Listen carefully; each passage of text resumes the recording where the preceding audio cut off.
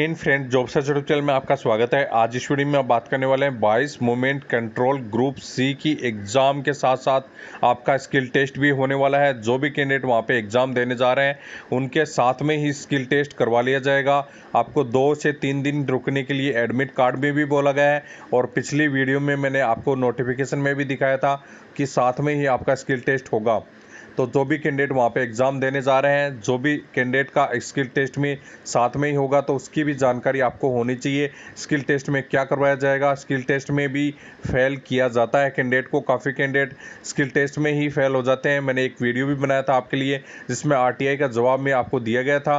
उनके मार्क्स आपके एग्ज़ाम में ज़्यादा थे लेकिन स्किल टेस्ट में फेल होने की वजह से उनको निकाल दिया गया था। तो इसी प्रकार से आपकी बहुत सारे डिपार्टमेंट में आपके स्किल टेस्ट के नंबर भी रखे जाते हैं। जिस प्रकार से आपके मूवमेंट कंट्रोल ग्रुप सी की वैकेंसीज में भी आपके पॉइंट रखे जाएंगे। यदि आप पॉइंट प्राप्त नहीं करते हैं, जितने भी पॉइंट आपके मांगे जाते हैं उतने पॉइंट आप यदि प्राप्त नहीं करते हैं तो आपको निकाला जा सकता है स्किल टेस्ट में। तो उसमें जो भी वैकेंसीज आपकी आउट की गई हैं, मेस वेटर, कुक, मैसेंजर, मसालची, वाशरमैन, बार्बर, सफाई वाला, तो उस ट्रेड के लिए सभी के लिए आपका स्किल टेस्ट जो महत्वपूर्ण रहने वाला है उसकी सभी की तैयारी साथ में करके जाएं।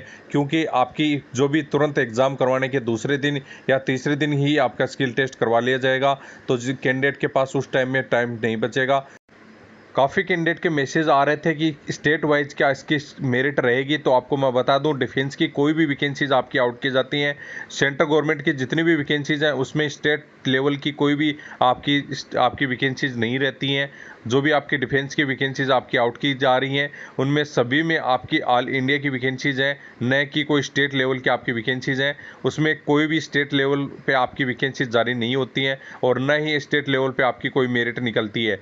चाहे एक ही आपके स्टेट के सारे कैंडिडेट यदि पास करते हैं तो सभी को एक ही स्टेट के कैंडिडेट भी लग सकते हैं। ऐसा कुछ भी नहीं है कि ऑल स्टेट में से एक एक कैंडिडेट सभी में से लिया जाएगा।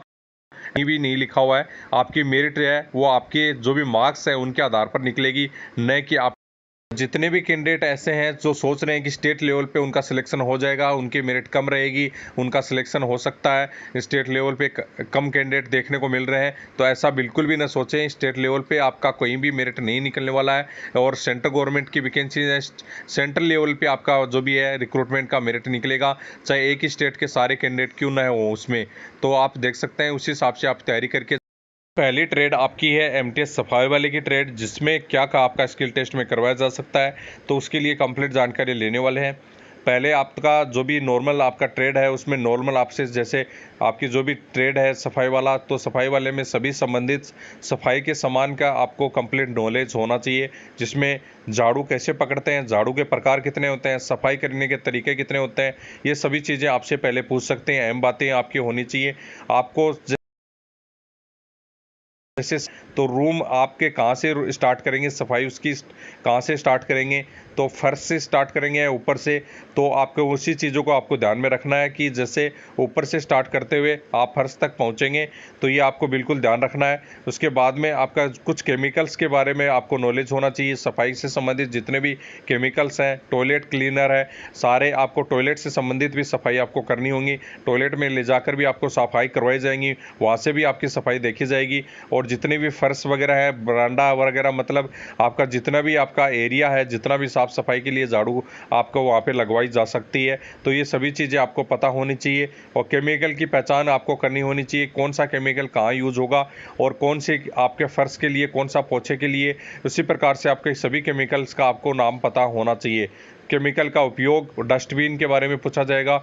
डस्टबिन कितने प्रकार के होते हैं, डस्टबिन में कौन से डस्टबिन में कौन सा कचरा आपका यूज हो डाला जाता है। तो ये सभी चीज़ जी आप यही महत्वपूर्ण आपका सफाई वाले का स्किल टेस्ट लिया जाता है। सबसे पहले आपको झाड़ू पर पकड़ने का तरीका, उसके बाद में जिस प्रकार से इन्होंने झाड़ू पकड़ रखी है हाथ से, उस यही तरीका आपका झाड़ू पकड़ने का होता है। लंबी वाली झाड़ू होगी जिसमें लंबा डंडा लगा होगा और नीचे साफ सफाई के लिए आपको कंप्लीट झाड़ू दिया जाएगा और सफाई करवाई जाएगी। बाकी टॉयलेट से संबंधित जितने भी टॉयलेट साफ करवाए जाएंगे वहाँ पे सफाई वाले के यही काम रहता है।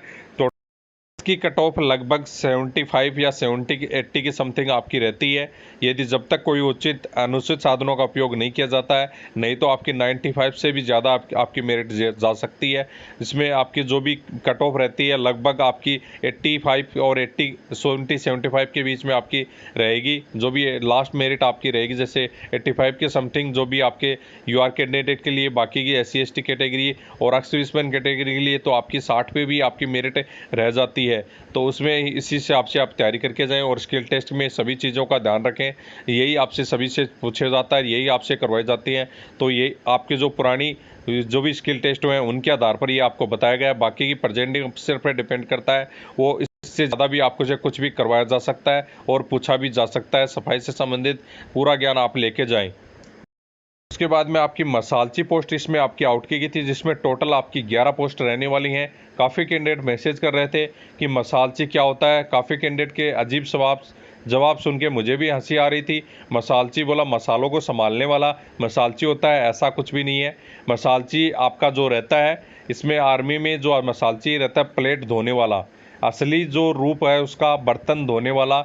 मेस में जितने भी बर्तन खराब होते हैं खाना बनाते वक्त, उनकी साफ़ सफाई आपका करना ही मसालची का काम रहता है।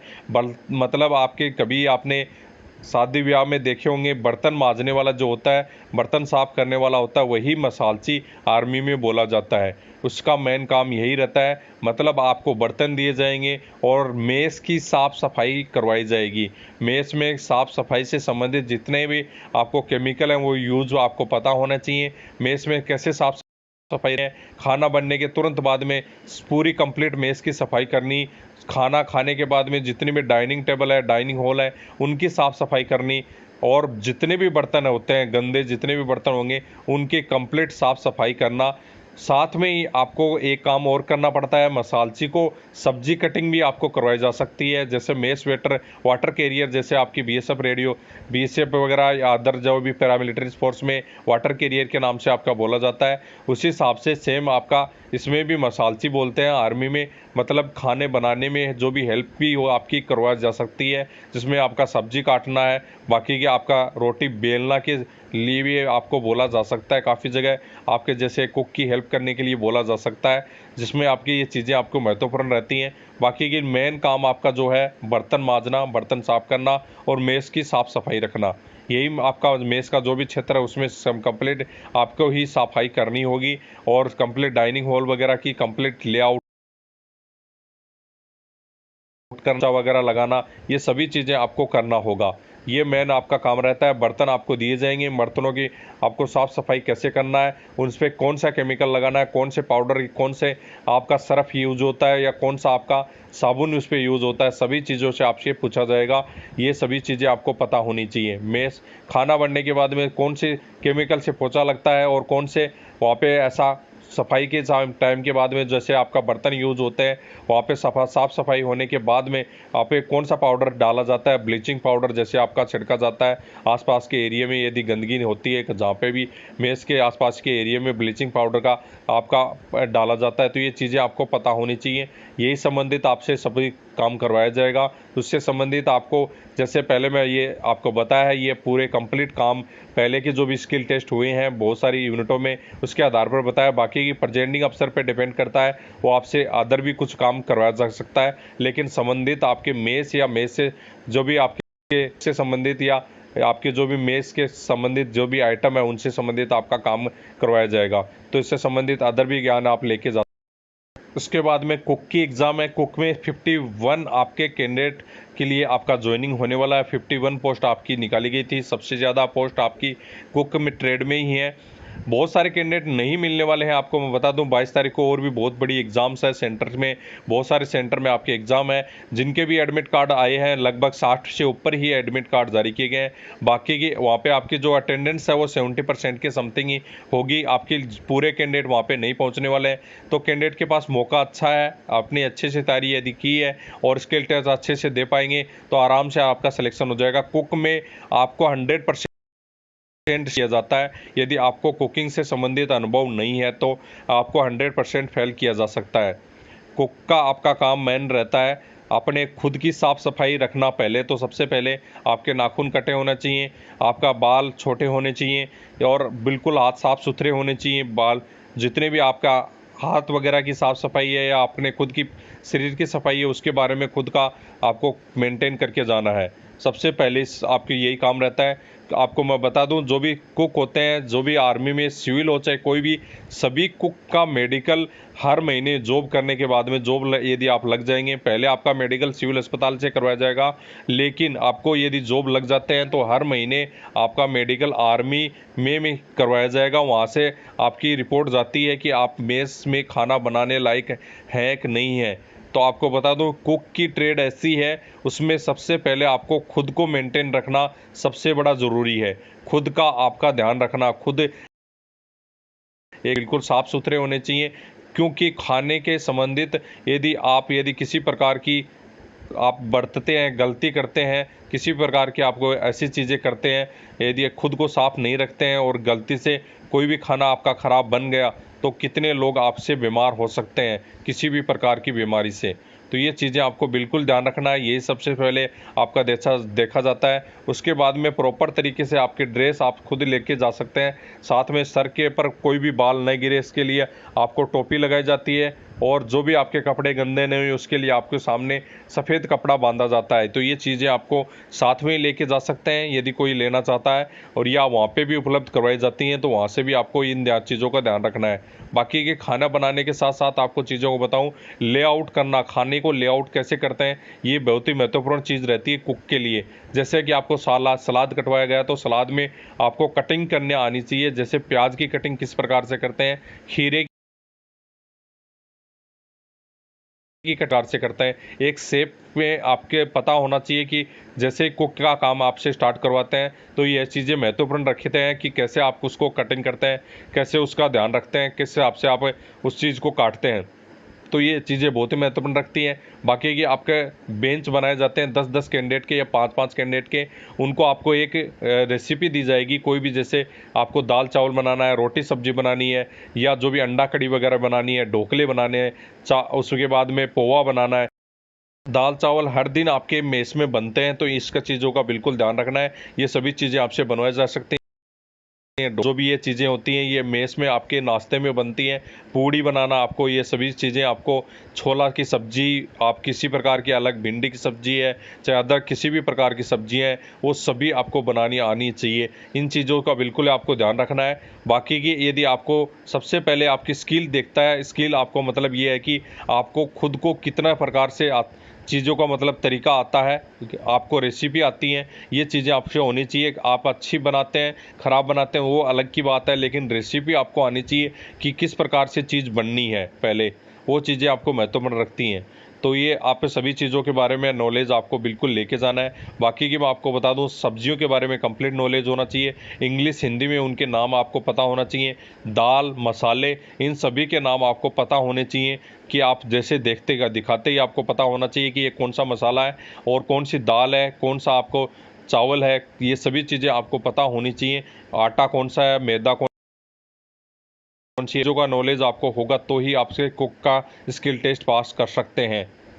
बाकी की रेसिपी बिल्कुल आपको पता होनी चाहिए सब लगभग चीज़ों की, तो आप रेसिपी पे ही सब कुछ चलता है। बाकी बनाना न बनाना, बाकी की ये चीज़ें बाद की बातें होती हैं। आपके जैसे बेंच में बनाए जाते हैं, 5-5 कैंडिडेट का बेंच रहेगा, यदि रेसिपी आपको आती है तो उस चीज़ को आप मिलजुल कर बना सकते हैं, और उसमें से आपको कैंडिडेट को फेल और पास किया जाएगा।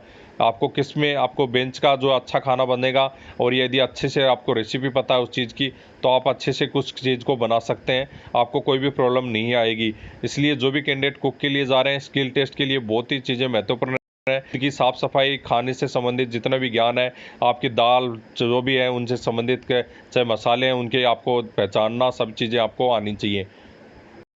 मेस स्वेटर की अगली पोस्ट थी आपकी, जिसमें टोटल 22 पोस्ट आपके पदों पर आपकी रिक्रूटमेंट आउट की थी। बहुत ही अच्छे पदों पर आपकी रिक्रूटमेंट है। एडमिट कार्ड भी ज़्यादा नहीं आए कैंडिडेट के, और जिनके भी आए हैं उनमें से भी आधे कैंडिडेट आपके जाने वाले नहीं है। तो आप कैंडिडेट जो भी हैं जिन पे भी जा रहे हैं और अच्छे से जाएं, वहाँ पे अच्छे से पेपर करके आएँ। इसमें आपका मेस वेटर में बहुत सारे कैंडिडेट मैसेज कर रहे थे मेस वेटर के बारे में अच्छे से आपको जानकारी दी जाए।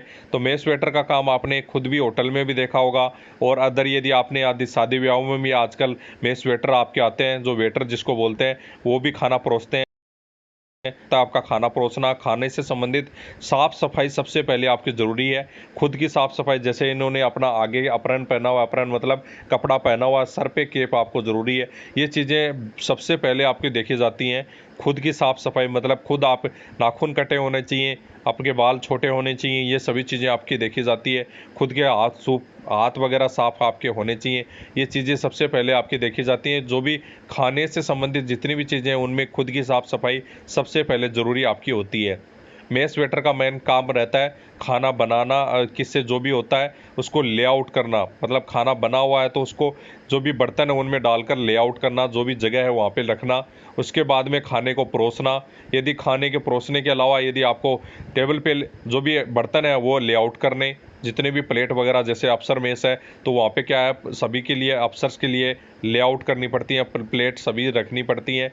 तो उनको आपको पता होना चाहिए किस प्रकार से आपको रखना है। उनकी सब पे कपड़ा, उनके जो भी चम्मच वगैरह है, जो भी आपको वहाँ पे लेआउट करनी है मतलब रखनी है, उनका आपको पता होना चाहिए किस प्रकार से आपको रखना है। टेबल पे कभी आपने देखा होगा कि जैसे भी होटल में आप जाते होंगे तो एक आपकी प्लेट लगी रहती है, प्लेट पे उल्टी चम्मच आपकी रखी रहती है। ये चीज़ें बिल्कुल आपको ध्यान में रखना है, यही चीज़ें आपसे देखी जाती है। इसके अलावा मेस वेटर का काम रहता है आपको चाय वगैरह बना के देना। जैसे कॉफ़ी वगैरह होती है तो कॉफ़ी वगैरह आजकल सीधी डायरेक्ट आपके पानी गर्म करते हैं, उसमें कॉफ़ी डालते हैं और घोल के दे दिया। ये चीज़ें आपसे देखी जाती हैं। कप को किस प्रकार से पकड़ना है, कप आपके नीचे क्वार्टर प्लेट आपकी होनी चाहिए, जिस प्रकार से आपने इस स्क्रीन में भी देख रहे हैं, नीचे आपकी सफ़ेद प्लेट रखी हुई है और उस पर आपकी जो कटोरी रखी हुई है। ये चीज़ें आपको सबसे पहले ध्यान में रखनी है। सबसे पहले ये चीज़ें होती हैं। पानी का ग्लास कैसे लेआउट करना, पानी के ग्लास में बाहर कहीं भी आपकी गंदगी नहीं दिखाई देनी चाहिए, बिल्कुल उस पर ढका हुआ होना चाहिए। ग्लास जैसे रखते हैं उस पर आपको ढक्कन लगाना ज़रूरी है। जो भी आपका प्लेट का जो भी प्लास्टिक के आजकल ढकी है, यही चीज़ें आपसे करवा के देखी जाएंगी। जैसे आपको बोल दिया कि प्लेट लेआउट करिए आपको टेबल पे, या खाना लेआउट करिए, तो ये सभी चीज़ें आपसे देखी जाएंगी और आप उस चीज़ को बिल्कुल ध्यान रखना है। यदि आपके पास अपहरण साथ में लेके जाते हैं तो अच्छी बात है। यदि वहाँ पे भी दिया जाता है, आगे पहनने के लिए जो कपड़ा होता है वो वहाँ पे भी दिया जाता है, तो उस चीज़ को आपको ध्यान रखना है। बाकी मेस वेटर का सबसे बड़ा काम यही रहता है कि जैसे खाने को परोसना, उसको सही तरीके से रखना, और उसको भी आपके जो प्लेट वगैरह है जो सभी टेबल पे सही से लेआउट करना, चाहे आपका नमक कहाँ रखना है और खाना आपको कहाँ रखना है। उसके बाद में जो भी टिश्यू पेपर है, टिश्यू पेपर को प्लेट के नीचे जैसे आपको रखना है। तो ये चीज़ें आपको बिल्कुल मेंटेन करना है। उसके बाद में आपकी पोस्ट थी मैसेंजर की, जिसमें 3 पोस्ट आपकी ओनली आपकी आउट की गई थी। 3 पोस्ट के लिए बहुत ही ज़्यादा कंपटीशन आपको देखने को मिलने वाला है। ये एक ऑफिशियल जॉब होती है। जिस प्रकार से एक पोस्ट ऑफिस में डाकिया होता है, उसी प्रकार से आपकी पोस्टमैन की आपकी पोस्ट रहती है। इसमें आपको लिखाई पढ़ाई आप करना बिल्कुल ज़रूरी है। इसमें आपका हो सकता है एसे वगैरह भी लिखवा जा सकता है। इंग्लिश का नॉलेज आपको पता होना चाहिए। इसके अलावा आपको टेलीफोनिक रूप से यदि कोई भी टेलीफोन करता है उस टाइम में आपको वहाँ पे मौजूद होना और उससे फ़ोन पे बात करना, ये कंप्लीट आपसे करवाया जा सकता है। टेलीफोन जैसे कोई आया, यदि आपके ऑफिस में बैठे हैं तो उस टाइम में आपको यदि मैसेज किसी प्रकार का आपको दिया गया है तो उस मैसेज को लिखना है एक कागज़ पे, और उसके बाद में दूसरे जिस भी कंसर्न अफसर से आपको पहुंचाना है तो वहां तक पहुंचाना है। इसके अलावा आपका जो काम रहता है, जो भी डाक एंट्री करना, मतलब जो भी लेटर वहाँ से बाहर से कहीं से आते हैं उनको लेकर आना। जैसे पोस्ट ऑफिस में डाकिया लेके आता है उसी हिसाब से आपको लेकर आना है, और साथ में उसको किसी जो भी कंसर्न सेक्शन होता है उसमें आपको देना, जो भी रजिस्टर में प्रॉपर तरीके से डाक को एंट्री करके देना आपका महत्वपूर्ण काम रहता है।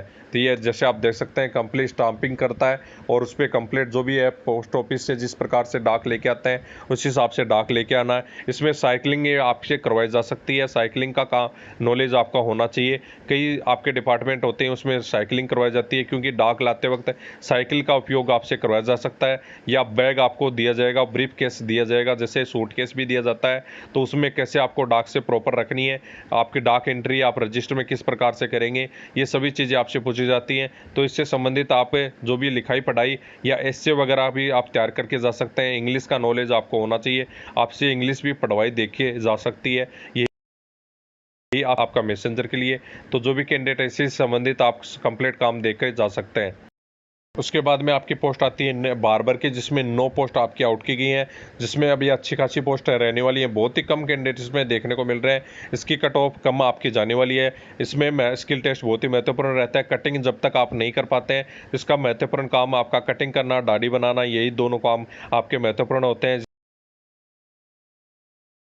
इसमें शेविंग आपको करनी आनी चाहिए। उसी के साथ आपके कंप्लीट औजार जितने भी हैं उनका नाम आपको आना चाहिए। खुद के औजार भी आप लेके जा सकते हैं, वो उनको आपको यूज करने के लिए आपको परमिशन दी जाएगी। तो कैंडिडेट है वो अपने खुद के औजार भी ले जा सकते हैं। उनके संबंधित जितनी भी कटिंग है उनको आनी चाहिए, किस प्रकार से आपको कटिंग करना है, कौन सी ब्लेड यूज करना है, और ब्लेड के बाद में यदि किसी प्रकार का कट आपसे लग गया तो कौन सा आप सैनिटाइजर यूज करना है, वो सभी चीज़ें आपको पता होनी चाहिए। फिटकरी कहाँ काम आती है, मतलब जितने भी आपको शेविंग से संबंधित या किसी भी प्रकार से संबंधित औजार आपके पास हैं या किसी भी प्रकार के केमिकल जो हैं वो सभी का आपको पता होना चाहिए और उसका नाम आपको याद होना चाहिए, उनकी पहचान आपको पता होनी चाहिए। ये सभी चीज़ें आपको पता हो। इसके साथ साथ आपको कटिंग और दाढ़ी बिल्कुल प्रॉपर तरीके से बनानी आनी चाहिए, तो ही आपका सिलेक्शन हो सकता है। मेन आपका काम यही रहता है कटिंग से संबंधित।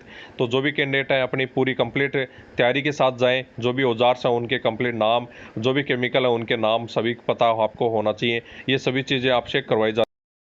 उसके बाद में आपकी वाशरमैन की पोस्ट, जो कि 11 पोस्ट आपकी टोटल आउट की गई थी। सभी प्रकार के कपड़े आपको धोने आने चाहिए। साथ में जितने भी मशीन वगैरह भी ऑपरेट करवाई जा सकती है, ये मशीन आप स्क्रीन पे देख सकते हैं।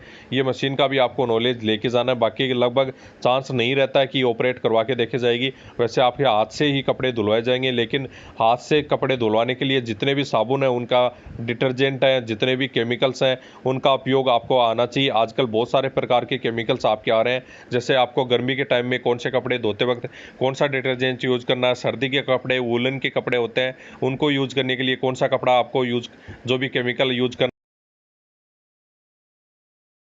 लिक्विड भी आपका आ चुका है डिटर्जेंट के रूप में, जैसे सर्फ एक्सल का लिक्विड आ चुका है। उसके बाद में और भी बहुत सारे लिक्विड भी आ चुके हैं।